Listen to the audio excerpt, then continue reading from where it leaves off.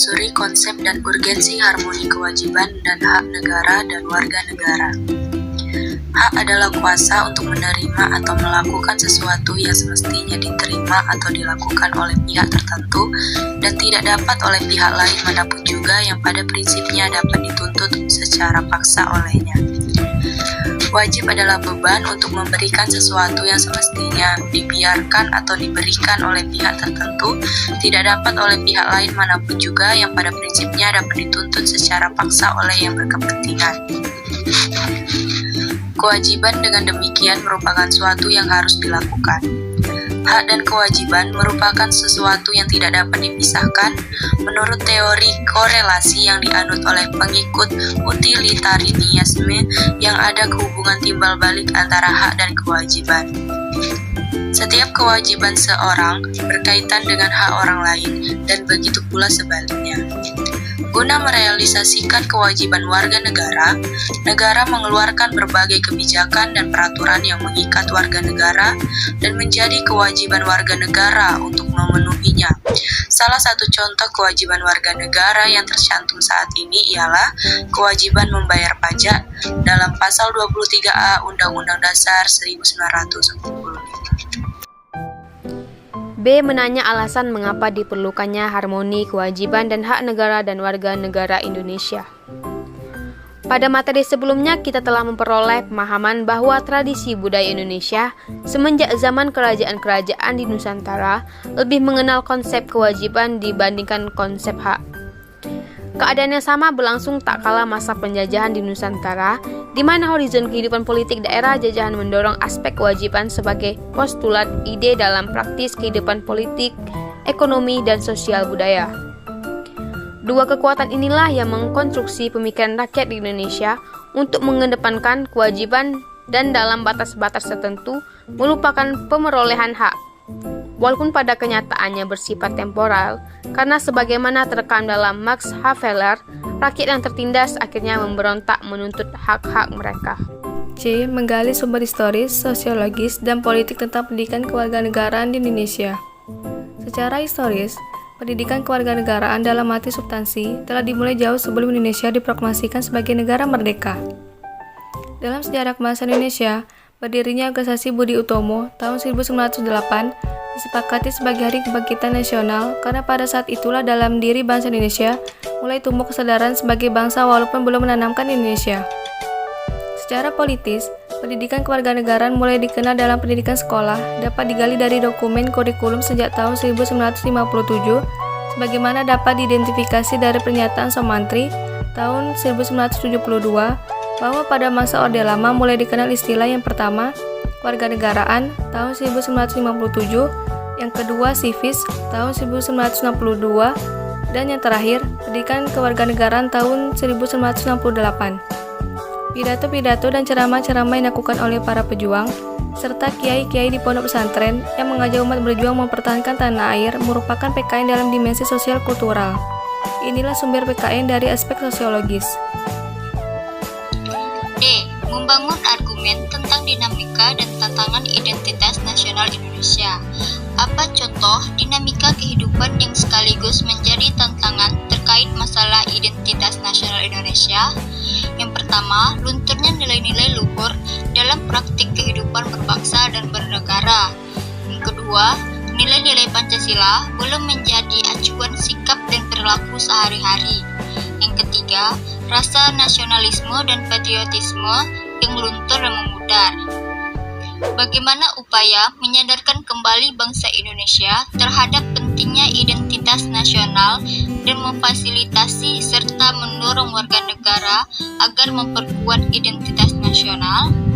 Disadari bahwa rendahnya pemahaman dan menurunnya kesadaran warga negara dalam bersikap dan berperilaku menggunakan nilai-nilai Pancasila dalam kehidupan berbangsa dan bernegara, khususnya pada era reformasi, bangsa Indonesia bagaikan berada dalam tahap disintegrasi karena tidak ada nilai-nilai yang menjadi pegangan bersama. E. Mendeskripsikan esensi dan urgensi harmoni kewajiban dan hak negara dan warga negara. Yang pertama, agama. Bangsa Indonesia dikenal sebagai bangsa yang religius. Kepercayaan bangsa kita kepada Tuhan Yang Maha Esa telah ada semenjak zaman prasejarah, sebelum datangnya pengaruh agama-agama besar ke tanah air. Ketentuan mengenai agama diatur dalam Undang-Undang Dasar Negara Republik Indonesia tahun 1945 pasal 29. Mengapa negara berdasar atas ketuhanan Yang Maha Esa? Bukankah dasar negara kita Pancasila? Susunan dasar negara kita yaitu Pancasila, bersifat hierarkis piramidal. Kesatuan sila-sila Pancasila yang memiliki susunan hierarkis piramidal itu harus dimaknai bahwa sila ketuhanan Yang Maha Esa menjadi dasar dari A. Sila kemanusiaan yang adil dan beradab, B. Persatuan Indonesia, C. Kerakyatan yang dipimpin oleh hikmat kebijaksanaan dalam permusyawaratan atau perwakilan, dan keadilan sosial bagi seluruh rakyat Indonesia. Dari uraian tersebut, tampak bahwa sila ketuhanan Yang Maha Esa merupakan basis dari sila-sila Pancasila lainnya. Jadi, paham keutuhan Yang Maha Esa menjadi pandangan dasar dan bersifat primer yang secara substansial menjiwai seluruh wawasan kenegaraan bangsa Indonesia. Yang kedua, pendidikan dan kebudayaan. Pendidikan dan kebudayaan merupakan dua istilah yang satu sama lain saling berkorelasi sangat erat. Pendidikan adalah salah satu bentuk upaya pembudayaan. Penjelasan tentang tujuan pendidikan nasional dapat kita temukan dalam pasal 31 ayat 3 Undang-Undang Dasar Negara Republik Indonesia tahun 45. Rumusan pasal ini mengakomodasi nilai-nilai dan pandangan hidup bangsa yang religius. Maknanya adalah bahwa untuk mencapai tujuan pendidikan nasional, yaitu mencerdaskan kehidupan bangsa, harus dilakukan dengan meningkatkan keimanan dan ketakwaan, serta akhlak mulia. Dari rumusan pasal 31 ayat 3 Undang-Undang Negara Republik Indonesia juga terdapat konsep fungsi negara.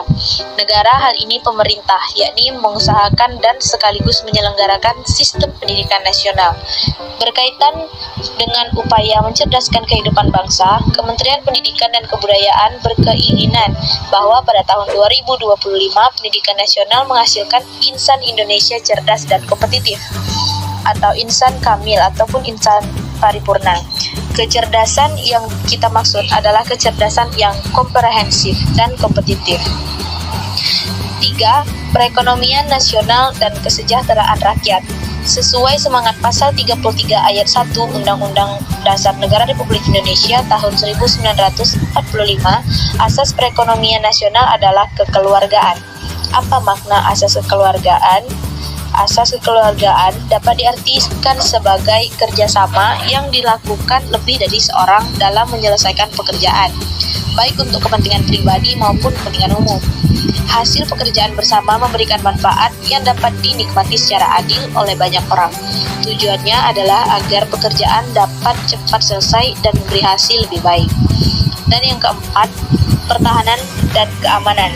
Berdasarkan aturan dasar IWAL, pertahanan dan keamanan negara pasal 30 ayat 2 Undang-Undang Dasar Negara Republik tahun 1945 bahwa usaha pertahanan dan keamanan negara Indonesia dilaksanakan melalui sistem pertahanan dan keamanan rakyat semesta atau Sishankamrata oleh TNI dan Polri sebagai komponen utama dan rakyat sebagai kekuatan pendukung. Tabrakan tragis akibat pelanggaran lalu lintas terjadi di Simpang 4 Condong Catur, Kecamatan Depok, Sleman pada Rabu 9 Maret 2022 dini hari. Kecelakaan ini melibatkan mobil pikap pengangkut sayur dan satu sepeda motor. Polsek Depok Timur membenarkan peristiwa ini. Menurut polisi, peristiwanya terjadi saat motor bernomor polisi B4462KYY melaju dari arah utara menuju ke selatan tepat saat lampu lalu lintas berganti hijau. Siapa sangka ada pickup Mitsubishi L300 Nopol AA8954AE terus melaju kencang. Bila mengacu pada lampu hijau menyala di sisi utara, seharusnya lampu lalu lintas di jalur mobil pickup sudah berganti merah. Diduga kuat, sopir pickup menerobos tanda berhenti dengan kecepatan tinggi. Akibatnya, mobil pickup ini menghantam sepeda motor serta traffic light dan selanjutnya terguling dalam kondisi ringsek parah. Pengendara motor yang teridentifikasi sebagai warga Bekasi, Jakarta Timur alami luka berat di kepala. korban dinyatakan meninggal dunia setelah dilarikan ke Rumah Sakit JIH Yogyakarta. Sementara sopir pick-up teridentifikasi sebagai warga Tegalrejo, Temanggung, Jawa Tengah. Dia alami luka parah di kepala, jari tangan dan kaki, dan diduga benturan keras di dada. Sebuah artikel yang memuat kasus dugaan pemerkosaan terhadap 3 anak di bawah umur oleh ayahnya sendiri di Luwu Timur, Sulawesi Selatan viral di media sosial. Kasus yang diduga terjadi tahun 2019 ini menjadi sorotan karena polisi menghentikan penyelidikan dengan alasan tidak cukup bukti. Namun Divisi Humas Mabes Polri menyatakan penghentian itu bukan keputusan final. Penyelidikan dan penyidikan bisa dibuka kembali bila ada bukti terbaru. Apabila kita bicara tentang penghentian penyidikan, itu bukan berarti semua sudah final, ya toh. Apabila memang dalam proses berjalannya ada ditemukan bukti-bukti yang baru, maka tidak menutup kemungkinan penyidikannya akan dibuka kembali, seperti itu. Ya. Pada tahun 2019 lalu, sang ibu beserta ketiga anaknya yang diduga menjadi korban pemerkosaan sempat berjuang untuk mencari keadilan. Pada saat itu mereka harus menempuh perjalanan sekitar 12 jam dari Luwu Timur ke Kota Makassar demi mendapat bantuan hukum. Ia mengadukan kasus ini ke Pusat Pelayanan Terpadu Pemberdayaan Perempuan dan Anak Kota Makassar. Kini tim Lembaga Bantuan Hukum kembali kumpulkan fakta-fakta kasus dugaan pemerkosaan ini. LBH menyebut pantas dibuka kembali karena penghentian oleh polisi dinilai sangat prematur. Posisi kami tetap sama, kasus ini harus dibuka kembali, dan untuk itu Polri untuk membuka kembali dan melanjutkan proses perkara. Para anak mengatakan pada psikolog bahwa terjadi kekerasan seksual dari yang dilakukan bapaknya, dan bahkan ada pelaku lain yang melakukan kekerasan seksual tersebut kepada 3 anak. Selain itu, tim LBH juga telah melapor ke Komnas HAM dan Kementerian Perempuan dan Perlindungan Anak, serta mendapatkan rekomendasi dari Komnas Perempuan agar kasus dugaan pemerkosaan ini dibuka kembali.